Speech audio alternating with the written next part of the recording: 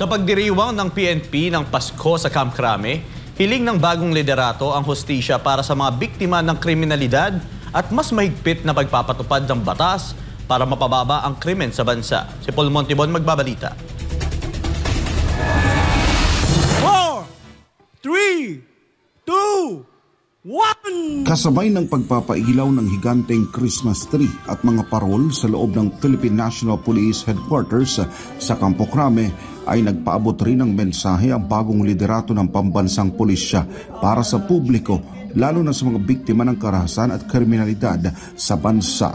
Sa isang panayam kay Acting PNP Chief Police Lieutenant General Jose Melencio Nartates Jr., binigyan din nito ang kagustuhan niyang makamit ang hustisya, mapababa ang krimen at makapaglingkod ng may dignidad at integridad. Ang pinagpe-pray po natin is of course makamit natin ang hustisya. Yan lang naman eh. And makapagsilbi ang Philippine National Police ng mabuti, serbisyo. No? Makakapagserbi lang ang PNP natin if we duly transform ang Philippine National Police and expect that there will be honor. Hiling din ng general ang mas mabilis na pag-aresto sa mga dapat managot sa batas. Gagawa ang Philippine National Police upang masugpo lahat ang mapababa natin ang krimen kung hindi man natin masiro at kung gumawa ng krimen ay maaresto natin lahat kaagad-agad, maimbestigahan at maresto so that pagdusahan nila ang...